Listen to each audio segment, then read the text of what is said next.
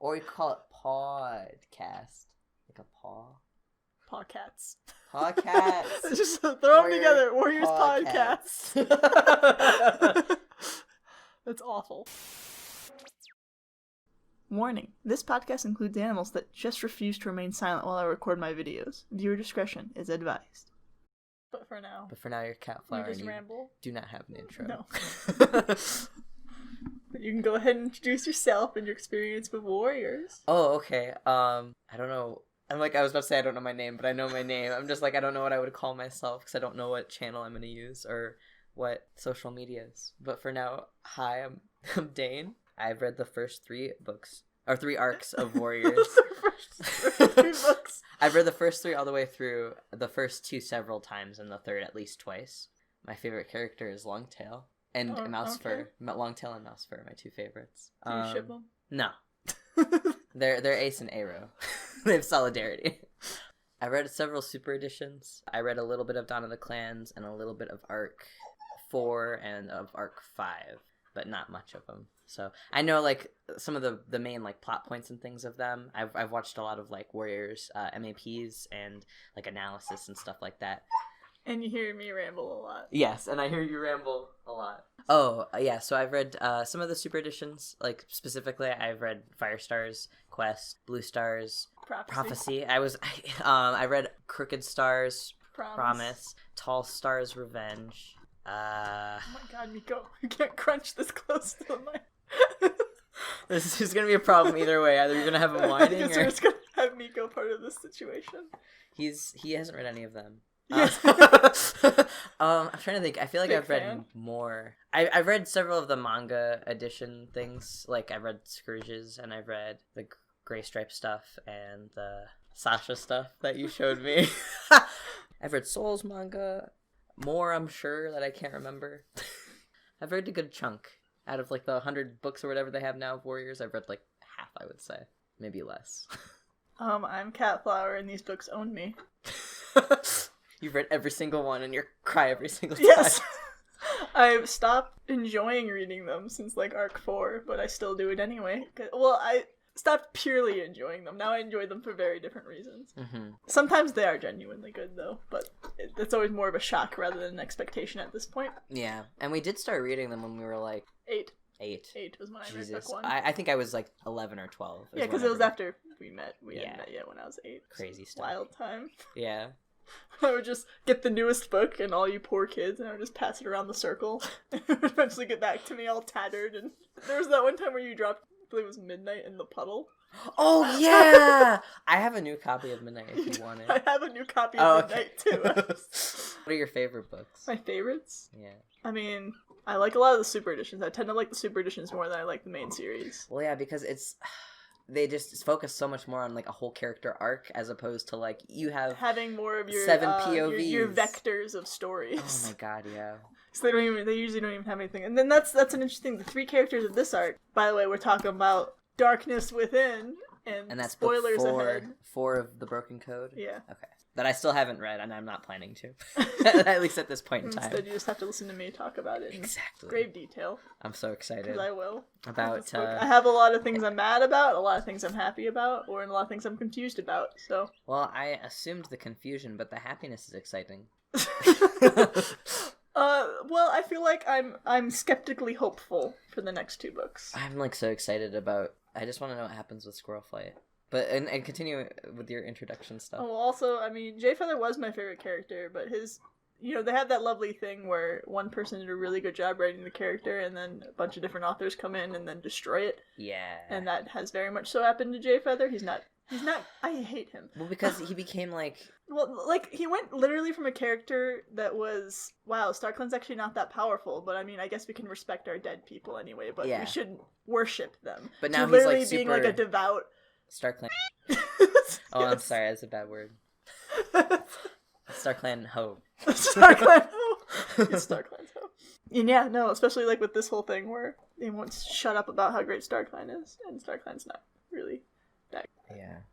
say my favorite book is Cricket Star's Promise. That's a good one. I like that one. But honestly, like, the only super editions I don't like are SkyClan's Destiny and Yellowfang's Secret, so... And I haven't read either of those. Yeah, don't bother. And I haven't read... The one that I really want to read is Is that Hawkwing's Journey? Yeah, that one's just full of death. I tried to mark... so good. It has, like, the highest ratio of death to, like, page time of any book. God. Cool, because I like SkyClan a lot, so I definitely want to read more SkyClan stuff. I was like, SkyClan's Destiny was the only book that I actually, like, read half of, then put down, and then read it, like, 3 years later. Jesus. I wasn't able to go back to it. And then when I was flying to Africa, I was like, I don't have any books, and this is a 7-hour flight. I guess I'll read SkyClan's freaking Destiny. That's so sad. That's when I read it. A super edition would be that bad. When I actually arrived, I was talking to those people, like, the people I was in Africa with also knew Warriors. They didn't read them. They read them when they were, like, kids, and I was like, God, you should read this book, and it's awful. They're just like, yeah. I'm like, yes. Oh my god, that's so interesting to me. Just you with a bunch of people in Africa, and you're just like, God, warrior cats. Fucking SkyClan cats. Ruining everything. But anyway. Obviously, as you heard when I came home with the book screaming down the hallway, Asher is the imposter. Yes, Asher is the imposter. Which we all knew, but just really, really I was hopeful that he wasn't. Yeah, it was like one of those like foolish hopefulness where it was like, wow, this wouldn't make sense as a character or as anything at all. And it just... And I was really hoping, and that's the thing, I was really hoping they would explain it more in this book, and they didn't. They didn't? And they are implying that maybe there's something else to it, but what they kind of keep reiterating is, like, he just wants Squirrelflight, he just wants Squirrelflight, he just wants Squirrelflight. Which is so dumb. And I'm dumb. just like, okay, when he had Bramblestar's body, or it's like a book ago, when he had Bramblestar's body, and was in charge of ThunderClan, and could do whatever he wanted, and Squirrelflight wasn't really that suspicious yet, why didn't he just do that and then be happy with that and then just pretend to be ThunderClan's yeah leader? I want to know like what his motive and mean is for like especially like the super like hardcore like rules and stuff for the clan, like super like the warrior code is everything, especially because... I don't understand his weird thing with that. He hasn't been personally scorned as like by the warrior code or by and then like even after he died, StarClan's like, we still love you. Yeah, and then, like he got to welcomed be in him into StarClan when they almost were like, Squirrelflight, you might not be worthy coming here. Which is so... Oh my god, I don't want to talk... I know enough about the Squirrelflight book to like hate a lot of parts about it, but I'm just like, wow, I love Squirrelflight. She's a great character. No, she is, and she remains to be amazing, the most sensical God bless character in this book. Do you think she's gonna be Squirrel Star? God, I hope so. You hope so? Yeah. But like, is this gonna be another Misty Star situation where she's pretty old? I know she's not as old as Misty Star. She's not as old as Misty Star, but like, yeah, I mean, it'd be great if both of them died. Because that's the thing, too. That's also... Because the stakes literally, like... So they're trying to imply there's heavier stakes, but literally all the stakes in this book is like, Bramblestar might not be able to come back. And I'm like, good! Yeah. Leave him away. After that great... Like, I can't sit here and be like, I want him to come back. Because pretty much the whole book... So, you know, there's the 3 stories with the 3 characters, although 2 of them are together. You have Shadowsight's story, where he's just dealing with Ashfur, and the leaders are trying to decide whether or not they want to murder him, if that's the best move. Like, just to kill Bramblestar's body. So that which I think is the dumbest thing to attempt to do. Yes. Because they already know that dead cats do not need physical bodies to do anything. And Asher's already proven that himself, that he does not need Bramblestar's body to do things. He's just doing it for funsies. Yeah, he's just in Bramblestar's body, just to be a jerk. And so, like, literally they would just kill him, and then Asher would be like, oh good, a corpse that I can't animate now, so... Although he has 9 lives, so... Well, yeah, and that's the thing that's confusing me, is because supposedly, and in the beginning of this arc, from what I know, is that the whole reason that Ashfur was kind of able to possess Bramblestar's body is because Bramblestar lost his first life, supposedly, right? Supposedly first life. Which I feel like he's lost them before. He has Bramblestar's story. But... which I still didn't read also. But the thing that also confuses me is before Bramblestar dies, he started acting like a jerk before he died, and then he got really, really sick, and it's implied that Asher did all that, and I don't know how. I just, like, so, I want to know, like, what is Ashfur's motive? How is he able to do this? Because, like, if this is a thing that cats could just do, why didn't Tiger Star... He keeps talking about how he's like, well, now that I know how to transport between worlds, I can do whatever I want. I'm like, why? Why is that? Well, between StarClan and the living. Which, you can just jump in the moon pool. We saw this in Squirrelflight's Hope, and that's how Ashfur did it too. You can just jump into the moon pool in StarClan, and you can arrive on the realm of this one. And likewise, at the end, which I haven't gotten to, but the end of this book. But the other stories in this, between Bristlefrost and Root Spring. Yes, that is his name, Root Spring. And he's the SkyClan cat, right? Yes. Okay. And he's also the son of Tree, who's the son of the sisters. Okay. And so they go to find the sisters, because the sisters can talk to dead cats and summon them and crap like that. So because Bramblestar, his ghost hasn't been seen in over a month. And so they're wondering if he's dead, and that's kind of why they're discussing whether or not it's okay to murder his body now. Because it's like, well, if he's dead, we should just murder the body. What do we got to lose if he's dead? Whereas, meanwhile, Squirrelflight's like, you can't just murder the body because then Bramblestar can't ever come back. So why does she want Bramblestar to come back? Does she loves Bramblestar, yes. Squirrelflight, you can do so much better. She really does. And, like, she gives this great... I remember seeing it. It was, like, a paragraph. It was, like, half a page long of this nice speech she does at the end. It's such a good speech. And all the other characters suck. And I hate Bramblestar. So Lionblaze is deputy, right? Yes, at this acting point, deputy. Acting deputy. Interesting. Well, and so I'm like, she would literally make a better leader than Brambleclaw ever has. Well, yeah. And Squirrelflight's just such a good character. I don't agree with her being like, Lionblaze can be deputy. Yeah, I don't know why she chose him, especially since he's just a baby maker now. He's just a breeder. Clanmates aren't the enemy, Ashfur is. It's like, I love... Why Ashfur? Also, I really like how every time they say Ashfur's name in this freaking book, it's italicized. Like, every single time. Really? It's like implied. Ashfur. Ashfur! Every time. It's... I don't remember what we were saying earlier about Squirrelflight, except that she's like, she would have been a much better leader than Brambleclaw, and it's just a weird premise for it. Yeah, so pretty much, like, the book just starts out with them talking about whether or not they should kill Bramblestar. Running theme in this book. And they don't do it, right? Getting there. So if they do, I will be very surprised. So they pretty much just a bunch of Squirrelflight, and generally it's mostly Squirrelflight, but Leafstar and Misty Star seem kind of torn about it as well, which is surprising. Misty Star is ticking me off. Misty Star annoys me. I need Misty Star to go, especially with like her last thing. So there was a whole rebel fight with the people who were rebelling against Bramblestar and trying to overthrow him because he's an awful tyrant. And these three River Clan cats did it. One of them being Mothwing. I don't remember the other two because they don't matter. Mm-hmm. But at the end, she's like, I'll welcome Mothwing back to the clan, but the other two are exiled because they rebelled against my orders, against a tyrant. And the Mothwing's like, well, I'm not going back unless you accept the other two warriors, because that's dumb. And then Misty Star's like, very well then. And so then Mothwing and the other two warriors are hanging out in Shadow Clan, because Tiger Star's like, well, they can live with us. Tiger Star's so like, funny. I like the rebels. Tiger Star the second. I mean, honestly, this Tiger Star leader is very entertaining to me. I really like him. He's very, like, rash all the time, but he always does have good intentions, but he's very impulsive. Well, I'm very interested by the really intense, like, clan dynamic change, at least compared from, like, Arc 1, 2, 3 to, like, now. It's just very interesting, the politics of Warrior Cats. I don't even know what Hairstar's doing. Is Wind Clan relevant? No. Well. I mean, Breezepelt says some stuff sometimes. That's interesting, at least. I actually don't even think Crowfeather spoke in this entire book, but he was there sometimes. He can just shut up for all I care.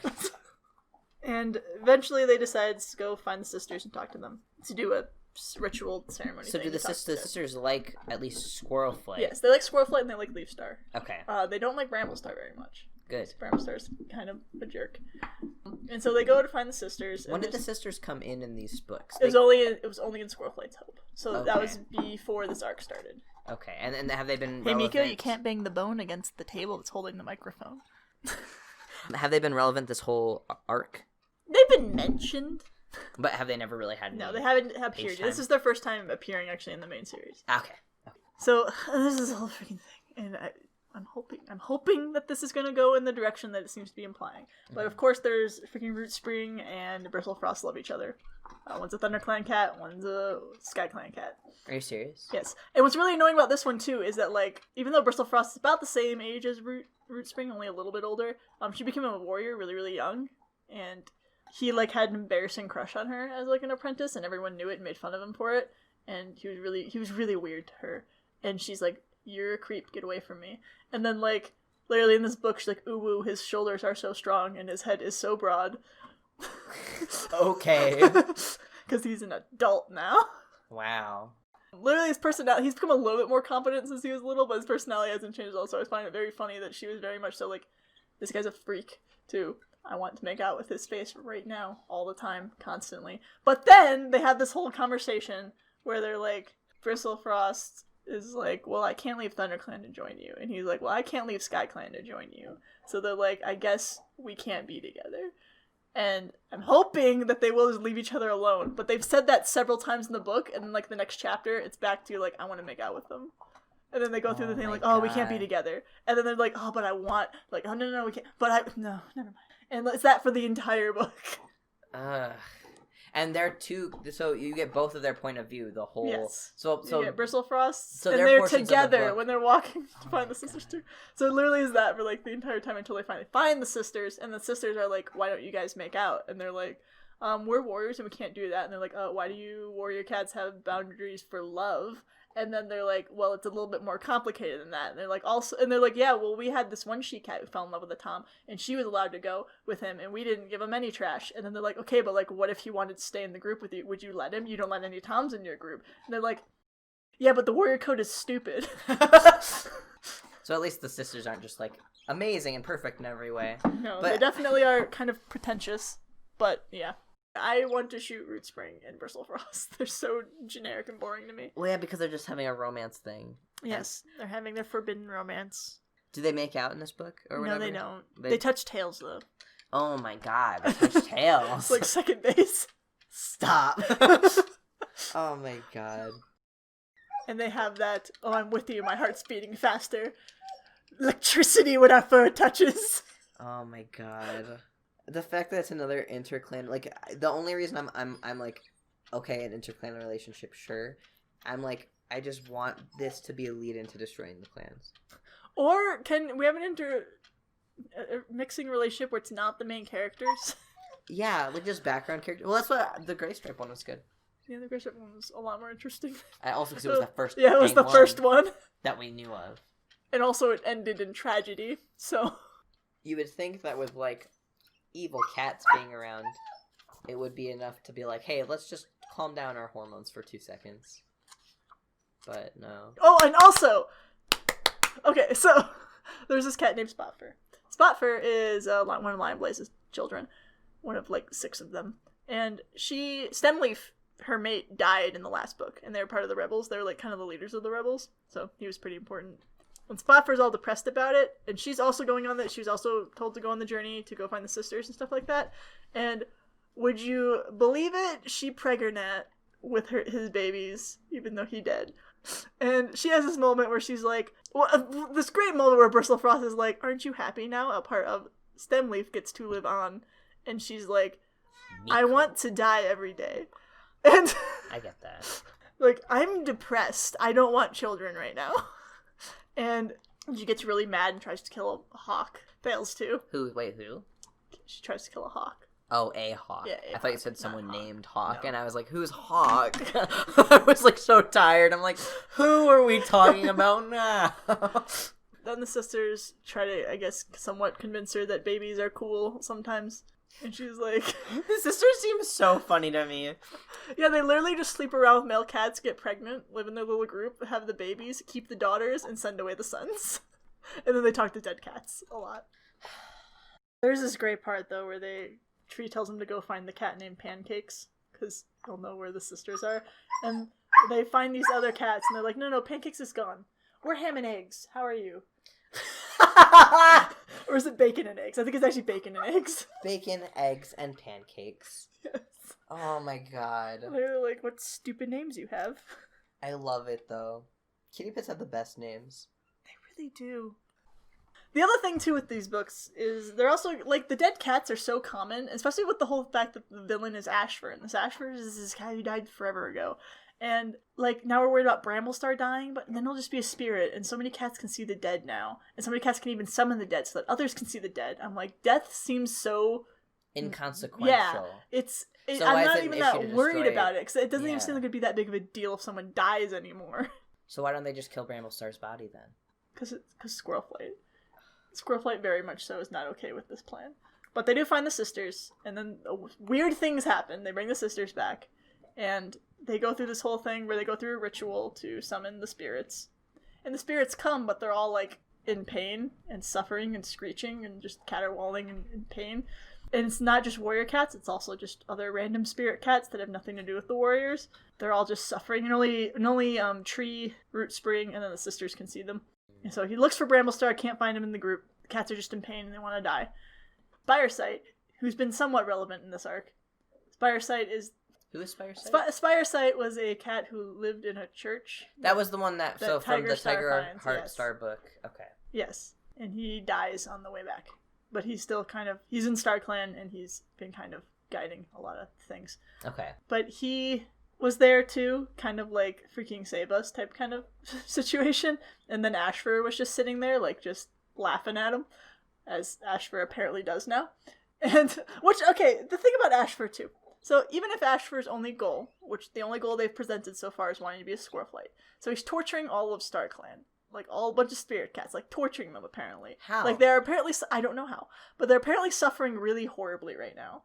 And I'm sitting here, I'm like, you have Ferncloud and Brindleface. They're there. Do you not care about them at all? Those are his sisters, right? Well, Brindleface is his mom. Brindleface is his mom. And his sister is Ferncloud. It's Ferncloud.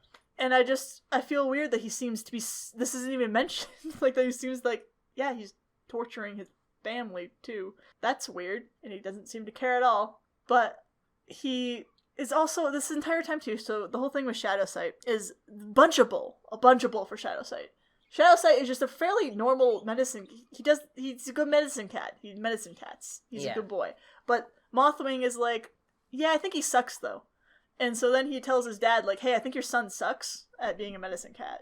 And then Tiger Star's like, oh, really? And then he talks to Puddleshine, and Puddleshine's like, I mean, maybe he could use more training, maybe. And they're like, oh, okay, you're demoted back to apprentice. You're not allowed to treat any cats. Shadowsight? Yes. We don't talk to you anymore. Like, Puddleshine never talks to him, and Mothwing never talks to him. And they're like, well, you're back. You just take care of Ashfur. That's your job. Your sole job is to take care of Ashfur. That's the only thing you can do now.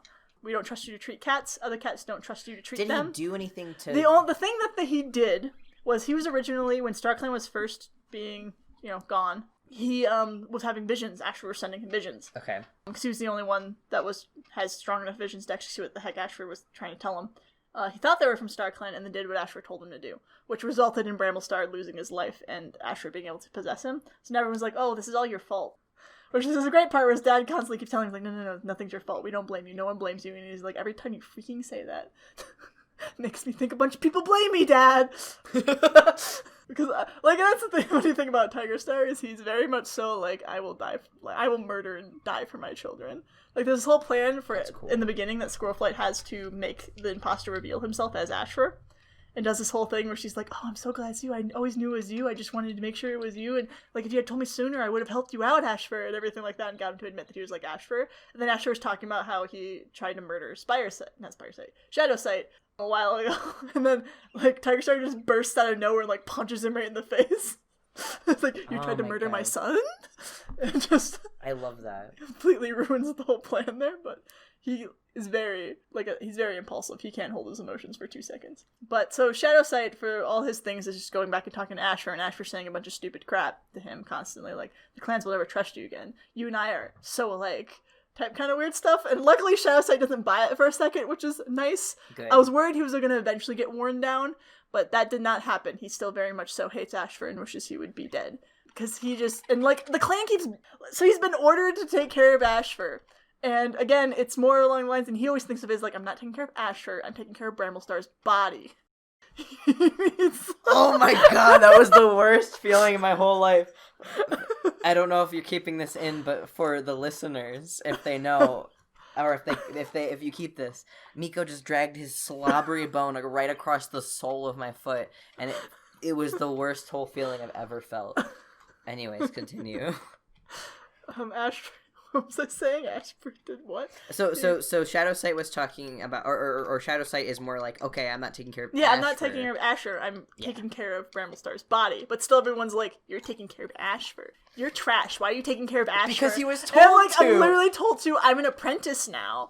And this is what I do now. I take care of Ashfur. And the only reason I take care of Ashfur is because literally no one else trusts anyone else to not just murder Ashfur. Because this happens too. All the cats from the clans send 2 warriors over each day to guard Ashfur. So, like, in Shadow Clan's camp, there's 2 cats from other clans coming each day to watch Ashfur. And Lion Blaze tries to kill him. Just attempts to kill him one day. Just walks in the den and tries to kill him. And so at that point, there's like, okay, the only one who can talk to him is Shadowsight. Like, he's the only one that doesn't seem to randomly want to murder him.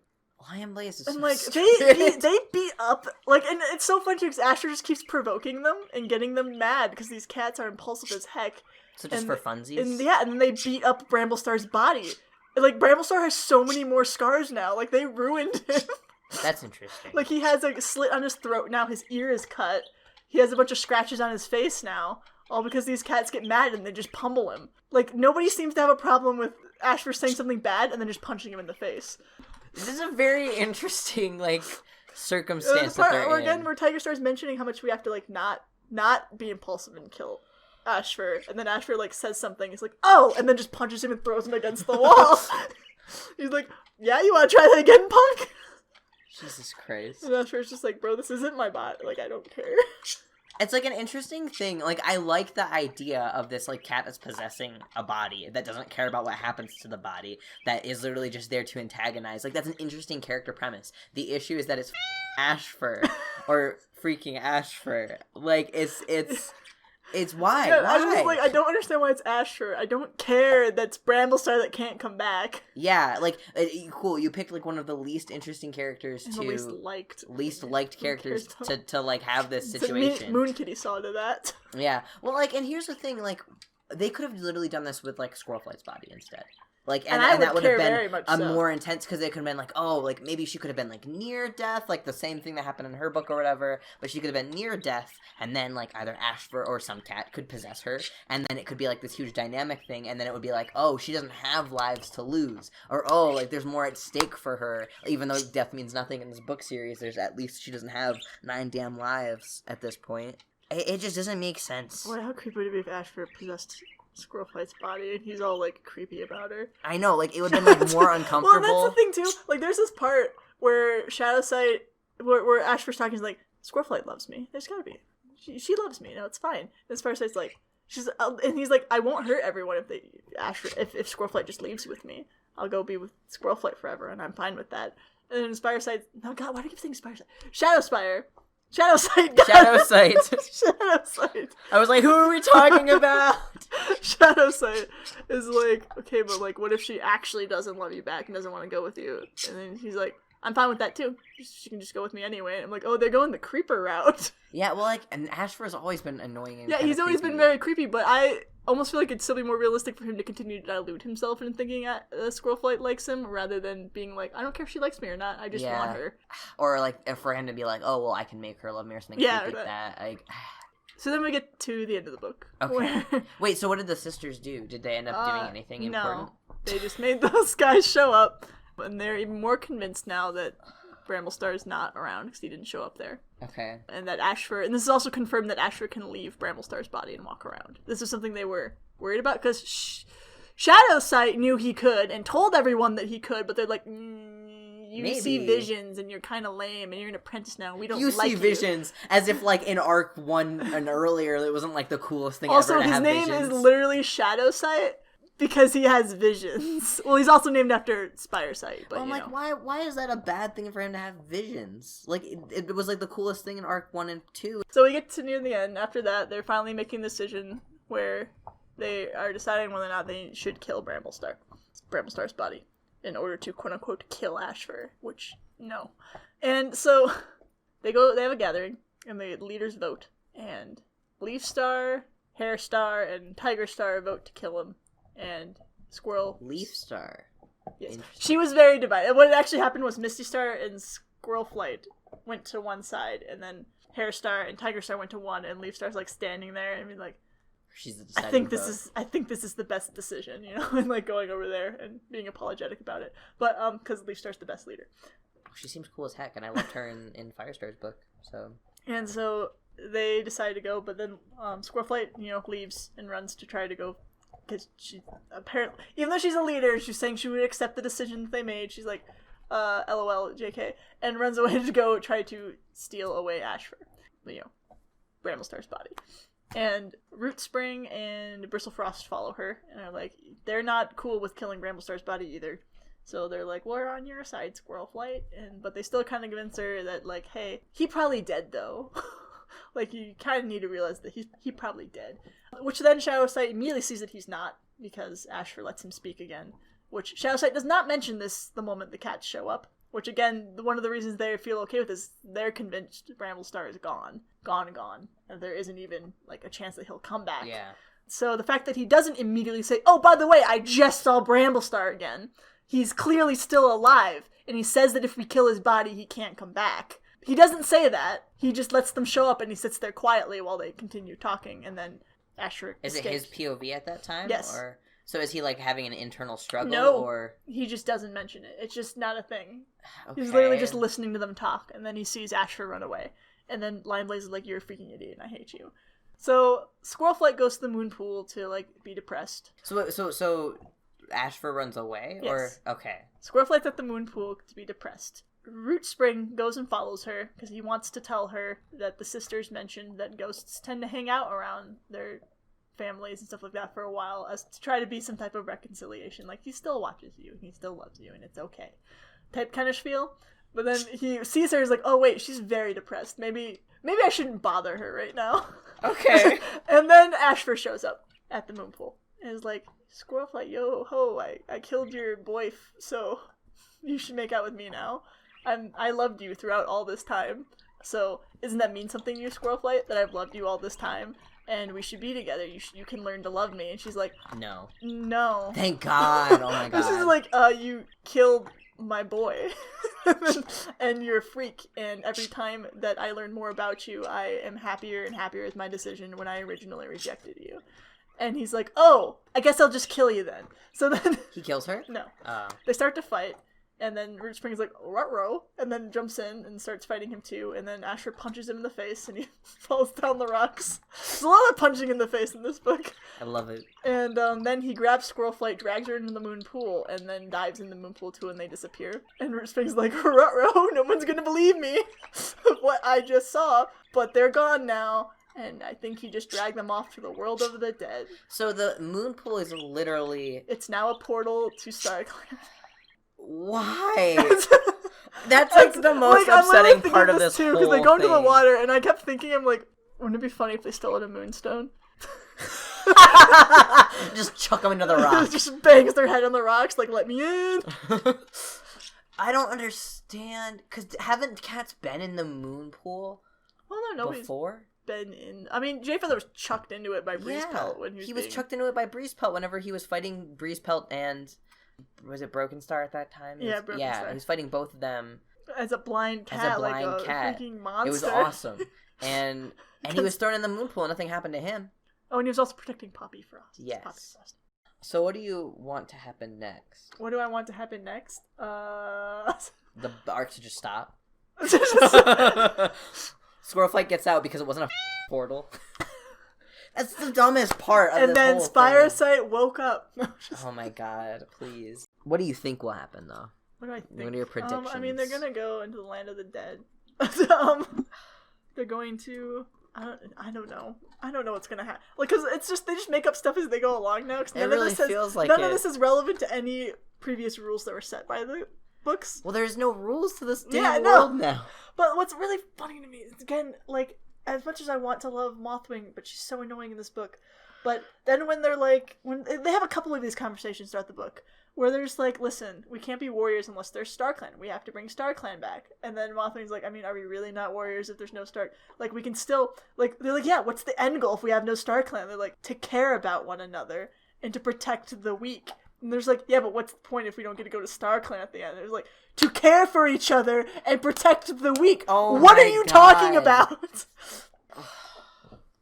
And I'm so tired. And they have this conversation a few times where literally like, if there's no StarClan, there's no warrior cats.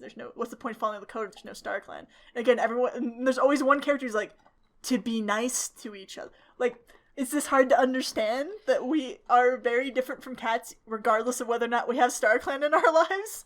Oh my god. Especially again, because what is StarClan gonna do? Like, StarClan literally just gives you vague warnings that you don't understand, which makes you freak out and do the wrong thing, and then the thing that was supposed to happen happens anyway. I mean, that's literally the whole book series, yeah.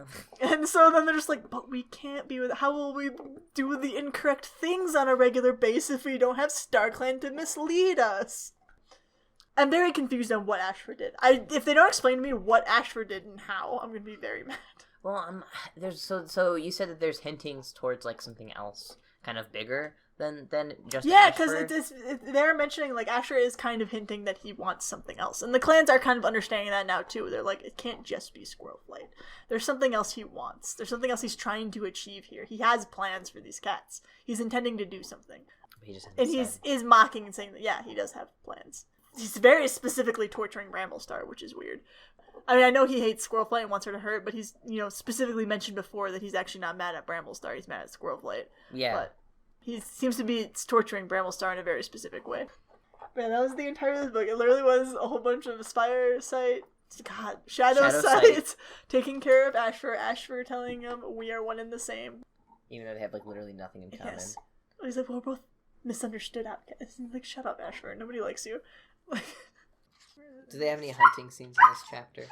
Or not this chapter, in this arc? But it's Shadow Sight's sister being nice to him and being like, you're stressed out and angry, let's go hunting together, and like, let's teach you how to hunt. And like, she brings him out with the boys and they all go out on a hunting trip. Cute. And then they're like catching these sparrows and the Shadow Sight's watching so intently, and then the bees buzz by, so he's like, ah! And then the birds run away and they're just like, you okay, my guy? He's like, there was a bee! And then they start laughing. It's like, it was a big bee! That's cute. I like that they're at least peppering some like calm bits in with like all this like annoyingness. But the one of the boys though in that, I think it was actually a girl in that hunting group, then dampens the moment and B's like, well, I don't think it's funny, and also we're never allowed to challenge Tiger Star's children because it's Tiger Star's children he's really annoying about. And then I'm just like, God, shut up. No one wants you here. Who even are you? Who are you related to? I don't even know. I feel like I like Shadow Sight's character. He's definitely my favorite of the three mains. Because I don't care about Bristle Frost, I don't care about Root Spring. Or I said Root Spring and Root Spring. Yes. Root Spring and Bristle Frost, they just don't seem that interesting to me. Like, I like the ideas of Bristle Frost, maybe like Bristle Frost was funny in book 2. Yeah, well, because like whenever you were talking about like earlier on in this arc, how she was like, I'm a good kitty cat. I'm loyal to Bramblestar. But also things are weird, and so that's why I was like, that sounds like an interesting character premise. Sure. But now she's a pretty standard character. She's just, I love ThunderClan. I am a good warrior. Well, and so here's the thing. I'm like, if they're having all these issues where basically every cat's just in whatever clan right now because they feel like it, what is the damn point of these clans? Yeah, no, like that's the thing too. All these guys are on the same side right now. Like, it is kind of interesting how little infighting there is with the clans right now. They're all just hanging out, going to each other's territories, saying, hey, we're having another gathering, and like, okay, I'll see you later. And they're just bringing, like, everyone's just walking onto each other's territory all the time right now, and there's no fighting between them whatsoever. And then now, and Needleclaw was all the time like, Root Spring, you can't make out with that cat. Look at me. You can't make out with that cat. Who's saying that to Root Spring? That's his sister, Needleclaw. Needleclaw. Named after Needletail. So Violet Shine is his mom. Yeah. And I mean, I she doesn't say a word in this entire book, so Really, Violet Shine doesn't. Yeah. And does Twig Branch? No. No. I saw Twig Branch's name. Twig Branch might say a line, being like, "I support you, Squirrel Flight." But literally, whenever you showed me that tiny little excerpt of Squirrel Flight's cool little speech. Yeah, she looks like Twig Branch and Finleap. Yeah, and Twig Branch is just like. So overall, this arc so far, do you like it or do you dislike it? That's a strong thing to ask me. Let me put it this way: I don't like it in the sense of warrior cats. I hate it. But I mean, it's entertaining. I am entertained. It is not anywhere near a direction I would ever wish these books to go into. Because it's so magical right now. Yeah. And death seems so there are no stakes. Like it's not impactful in any way, shape, or form. The conflict in it seems so forced. Like, it doesn't feel like there's actually supposed to be any conflict because there's no stakes and there's no, like... And it's Ashfur! Oh my god. Like, every time we say Ashfur's name, I just can't believe it. Which, again, I also like how there's several times in this book, too, at least early on, where they're like, why did StarClan let Ashfur into StarClan if he's very clearly evil? And they don't answer the question. I like how it seems like this arc they just keep asking questions and nothing is just ever answered. No, they just don't bother answering. Like, again, whenever they're mentioning, like, well, we don't need StarClan to actually be warriors, every cat just goes, no, you're wrong. And that's, like, the end of the conversation. Like, you're not really proving yourself here that this makes any sense. I have questions, but it sounds like nothing's been answered. No. What more questions do you have? Like, I want to know, like, why Ashfur's doing this. Well, we will never know that. Yeah. He probably doesn't actually have a real motive. How and stuff like that. So Bramble... And what do we do after? That's my thing, too. Like, if it's very clear that dead cats have this much power over the living, why hasn't StarClan done anything? It sounds like StarClan could have done a lot of things to help a lot of people and never have. But, also, how do you prevent this from happening again? Yeah. Yeah, I just don't understand. Also, like... again, Ashfur can just walk around. He can leave Bramblestar's body. Like, you gotta kill Ashfur. Like, wait for him to leave. Like, and they've already mentioned that, like, they can tell when he's doing it because Bramblestar's body, like, lays down and looks like he's going to sleep, but it doesn't move at all. There's no twitching of the tail or ears or anything. And that's how you know Ashfur's walking around. You have several cats who can see dead people. Walk them around when Bramblestar's in this state and murder the ghost. Yeah, I guess I wonder if, like... I'm just so confused. Because in Arc 4, they established that living cats can kill ghost cats, right? Yes. It wasn't just StarClan but cats. But they have to have a certain amount of power first. The ghost cats? Yes, they have to build up power first. Well, and obviously Ashfur has power. Yes. So... And he's apparently been building up for a long time. I'm so tired of Ashfur. Me too. Who wanted Ashfur back? Who asked for this? No one. No one. Like... And that's the thing, too. In Squirrel Flight's freaking Hope, you know, literally the thing that takes place, like, 2 months before Ashfur takes over Bramblestar's body. Ashfur's in that book! And there's no hint toward anything he's about to do. It's just mentions, like, hi, Ashfur. And Holly Leaf's like, yeah, I've forgiven him. I'm cool with Ashfur now. And Ashfur's like, ooh, hello, and walks away. And that's the only thing he does in that book. And I'm very mad. The prologue is in StarClan, and they're trapped in their prison. And Firestar's there. Well, no, they're not trapped in their prison. This is before Ashfur did it. And apparently, so, like, it's implying something weird. Because it's just the prologue, so it's just a few pages. But Firestar's, like, pacing around by the moon pool. And they're like, we can't freaking talk to the cats right now. We need to figure out how to fix this. And they're like, well, we just send the one freaking cat through there, and he's clearly not coming back. We clearly did something wrong here. This is bad. They sent Ashfur? Yes, they sent Ashfur. Oh. Because Ashfur obviously did it, and he probably volunteered to take care of the situation. So maybe somehow he's been, like he's been doing secret. Something in the background. Yeah, he's the reason the branches are in the moon pool. Okay. I want to read the prologue, so I'll wait to do that in a sec. But that's interesting, I guess. But there's got to be something. Somehow Ashfur, they have to explain this in some way. So I don't think Ashfur's smart enough to be doing all of this on his own. Well, he's not smart enough to do anything, period. Ashfur's an idiot. So I just want to know how, or what's controlling him, or what the bigger stakes are. Do you think there's just Cat Satan that exists somewhere? Is it Scourge? Can it be Scourge? I want it to be Scourge so badly. I guess, like... It'd be so funny if he dies and, like, I'll be Kitten Satan, this is fine. Kitten Satan? I mean, like, that's the... I'm upset that actually kind of almost makes it make sense. Like, the fact that you just said that. Scourge... Inserting Scourge into the puzzle should never be able to fit. But the fact that it could possibly, like, makes my whole... Oh my god, what if the Scourge and Ashfur shippers get their damn wish? Oh no.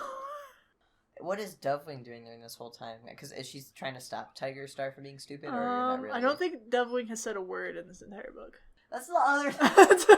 I'm like, why do Warrior Cats books do this? They have so many great characters that they can pull from. No. She said a line. One line. What is it? Someone's mad, and Tiger Star starts getting mad, and Dovewing's like, be calm, be reasonable. Okay. And that was her line. And I think that's all she says. Be reasonable. Yeah, that's literally what her entire job all the time is, just to calm Tiger Star down when he's going off.